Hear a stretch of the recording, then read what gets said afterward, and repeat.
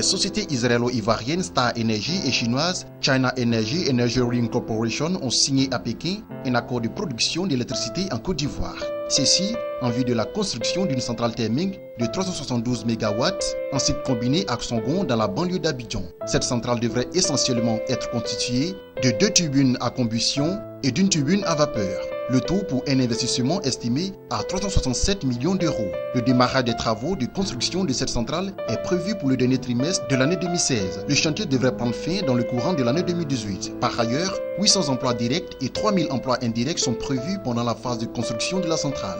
Quant à la phase d'exploitation, elle assurera 80 emplois permanents. À noter que cet accord de production d'électricité cadre parfaitement avec les ambitions du gouvernement ivoirien d'augmenter considérablement sa capacité de production d'énergie électrique. L'objectif étant de passer d'une production d'environ 2000 MW d'électricité à 4000 MW à l'horizon 2020 pour un investissement global estimé à 20 milliards de dollars.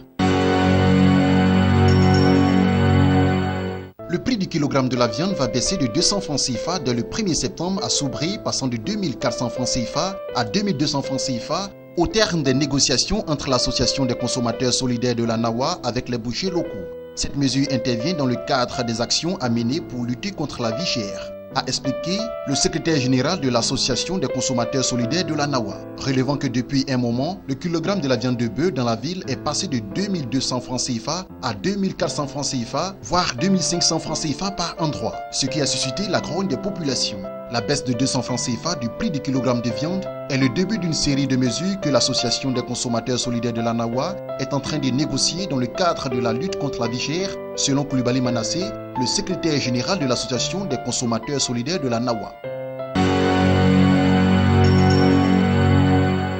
Le prix du kilogramme de la tomate fraîche vendue à 2000 francs CFA en juin est passé à 100 francs CFA en août, soit une baisse de 1900 francs CFA sur la plupart des marchés de Yamoussoukro, la capitale politique ivoirienne, selon un relevé à l'aide info. De 2000 francs CFA en juin, le kilogramme de la tomate fraîche locale et celui de la variété Sodefel ou tomate salade est passé de 300 francs CFA en juin pour se fixer à 100 francs CFA en août sur les marchés de Yamoussoukro. Producteurs et commerçants justifient cette chute drastique du prix de ce produit vivrier par l'abondance de la production liée à sa période de récolte. Avec près de 20 000 tonnes à l'hectare en 2016, contre 35 000 tonnes en 2014 du fait de la sécheresse, la région de Yamoussoukro, principalement le village de Zata, situé à 15 km de cette ville, est la deuxième zone de production de la tomate fraîche en Côte d'Ivoire après la région d'Abangourou.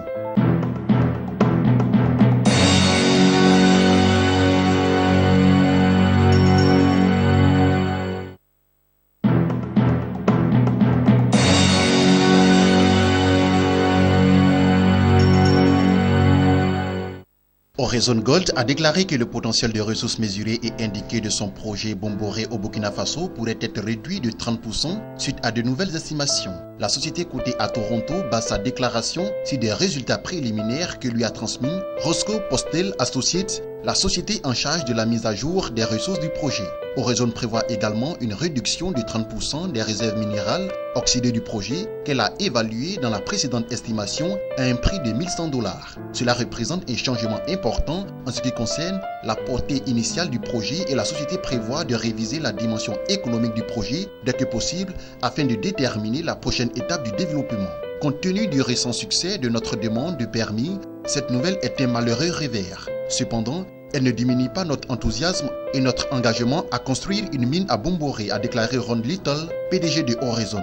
Horizon détient à 100% le projet Bomboré, un des plus grands gisements aurifères non développés en Afrique de l'Ouest, situé à 85 km à l'est de Ouagadougou. L'étude de faisabilité du projet a indiqué un taux de rentabilité interne après impôt de 24,4% et une valeur actuelle nette de $186 millions au taux d'escompte de 5%. Dans son rapport intitulé Women Matter, les femmes sont importantes, le premier sur l'Afrique portant sur le poids des genres au sein des élites africaines, le plus grand cabinet de conseil mondial McKinsey Global Institute indique qu'il reste encore du chemin à faire en ce qui concerne l'égalité entre les hommes et les femmes. L'égalité des genres demeure éloignée, confie Loini Moudley et Tania Holt, deux associés du cabinet en Afrique du Sud au magazine français Jeune Afrique. Selon cette étude, les femmes sont plus présentes dans les conseils d'administration des grandes entreprises africaines en comparaison aux autres régions de la planète. Ainsi, selon le rapport, les femmes dans les élites africaines se classent comme suit.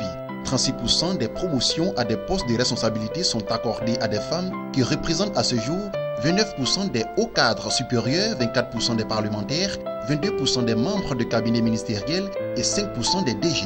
Pour ce qui est de la comparaison avec les autres régions du monde, l'Afrique devance l'Asie et l'Amérique latine en termes de directrices exécutives et de place au sein des conseils d'administration. Sur les 210 sociétés africaines étudiées par le rapport, il ressort que 5% des DG sont des femmes, de même que 15% des membres des conseils d'administration, tandis qu'en Asie, elles représentent 4% des DG et 10% des CA. En Amérique latine, 2% des DG, 6% des CA. L'Europe, quant à elle, fait mieux pour les CA avec 18%, mais moins bien que pour les DG avec 3%. Les États-Unis sont aussi à égalité avec l'Afrique avec 5% des DG, mais en avance en ce qui concerne les CA avec 17%. Les femmes parlementaires sont de plus en plus nombreuses sur le continent. Leur part dans les hémicycles nationaux s'élève à 24%, un taux qui place l'Afrique au-dessus de la moyenne mondiale qui est de 21%.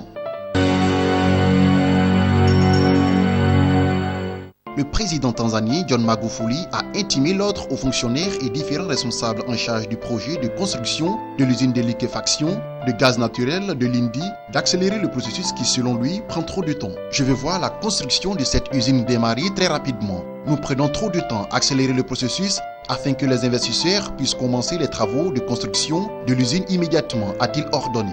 BG Group, récemment acquise par Shell, Statoil, ExxonMobil et Ofi Energy, envisage en effet de construire un terminal de traitement de gaz naturel d'un coût global de 30 milliards de dollars, en partenariat avec la Tanzania Petroleum Development Corporation. Néanmoins, selon ces compagnies internationales, la prise de décision finale d'investissement est conditionnée par le règlement des questions liées au processus d'expropriation des terres, ce qui jusqu'ici n'a pas été finalisé. Le président Magufuli a déjà limogé plusieurs hauts responsables en charge du projet pour leur incapacité à le conduire efficacement. Le calendrier du début des travaux n'a pas été publié pour le moment, mais selon un communiqué de la présidence, l'installation aura une durée de vie économique attendue de plus de 40 ans. Le gouvernement a déjà acquis plus de 2000 hectares de terre pour la réalisation du projet qui devrait comprendre 2 trains de GNL. Celui-ci devrait voir le jour en 2020.